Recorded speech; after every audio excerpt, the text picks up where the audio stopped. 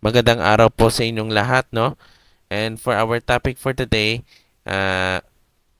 pag-usapan po natin kung paano gumawa ng countdown bago magsimula yung worship service. Dito sa worship software presentation na tinatawag na Presenter by Worship Tools o mas kilala sa dati na tinatawag na Worship Extreme. Okay? So, na ang gagawin po natin, punta tayo sa More. Then, dito, click countdown or you can press F6 on your keyboard. Ayan, ito na po yung lumabas. Once na click mo yung countdown. Ayan, as you can see, merong 30 na nakalagay o naka-flash sa...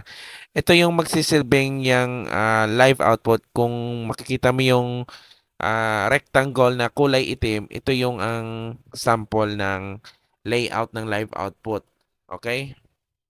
Now, ipalit natin siya sa 5 minute, no? Kasi 30 seconds yun eh. All you have to do, dito sa duration, i-edit natin siya. Edit natin siya as 5 minute. Okay? Then, 5 minute. Yan. Ito. So, ipalaki natin siya dito, guys. Yan. Palaki natin siya. Depende sa sa size ng screen upang makita yung mga audience na nasa likod, no. Shout out po sa mga multimedia ministry sa church. Makinig po kayong mabuti, ha. Ayan. Makinig po kayong mabuti. Importante 'yan ang countdown bagong simula bilang formal. Yan.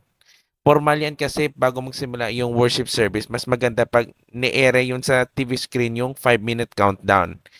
Yan. So, palitan natin siya yung ang font, no? So, para sa akin, yung pambata. Malaking tulong talaga pag may visual aid para sa mga worshipers. Yan. So, ito na po siya, guys. Pinalit ko yung yung number. Yan.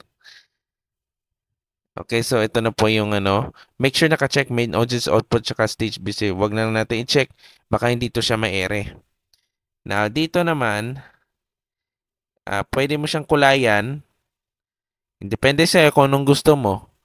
Yan. So, para sa akin yung color. Yan. Green. Yan. Sarap talaga sa mata kapag green, no? Okay. Pero depende sa'yo kung gusto mo palitan yung outline. O pwede yan, no?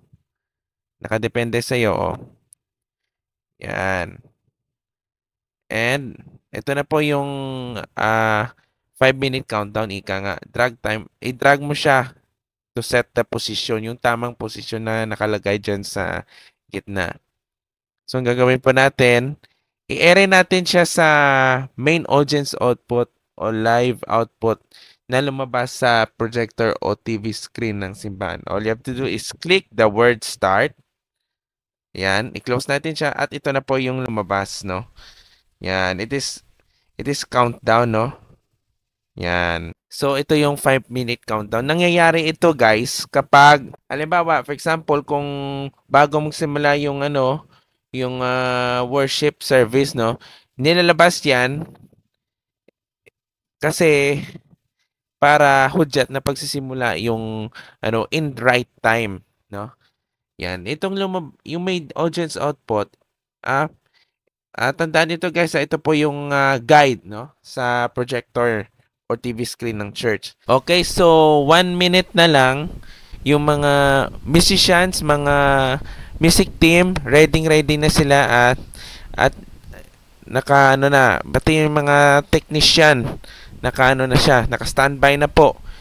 At pag nasa ayan na, naka 1 minute na, ibig sabihin yung mga piano at saka mga instruments ay naka-on. Yan. Kapag 50 seconds na, so simula na yung simula na talaga yung make sure na yung mga musicians, mga staff ng simbahan dapat nasa pulpit na, no? In preparation sa pagsisimula ng Sunday worship service, no? So shout out po sa mga multimedia ministry na nakikinig at I hope na may matutunan po kayo dito sa worship presentation software na tinatawag na Presenter na dati mas kilala na Worship Extreme. Yan. So ito makikita po natin ito yung mga list of lineups, no. Ito yung mga naka-save, no. Yan. So 10 seconds na lang. Ayan 10 seconds na. So ayan, so ilang sagalit, ito na, simula na yung kapag 0 na, ayan. Okay, so kapag tapos na, all you have to do is go to countdown. Okay, so tapos na. Now, next naman nating topic, no, tungkol naman sa alerts. Yan. Go to more and click alert, or you can press F7 on your keyboard. Yan. Ibig sabihin, yung alert, like for example, gagawa ko ng welcome message, no? Kapag kayo ay dumating sa church, no? For example, welcome to CBF Christian Church. Please stand by and please remain seated. Yan. So dito, ito nung lumabas, no? Kapag na-click mo yung alerts, meron siyang text. So, anong gagawin natin?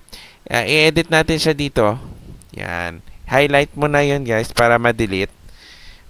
Welcome, isusulat natin dito sa text, no? Welcome to CBF Church. Please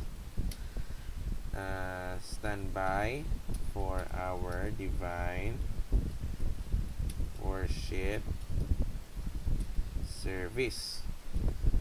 Please behave properly. Yan, kapag pasaway yung lalo na kapag may pasaway na sumisimba, nilagay ko yung please behave properly, no? Yan. Now, natin siya, i-drag natin, i-size natin siya, ipaliit natin siya fit sa screen.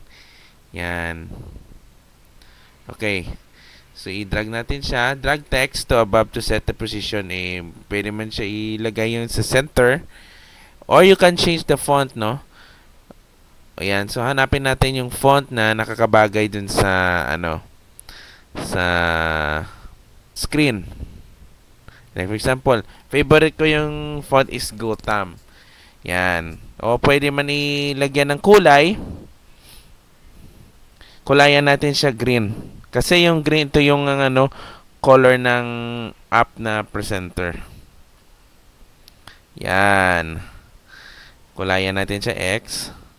Now, natin siya, guys, i-ere natin siya sa screen. All you have to do, show alert.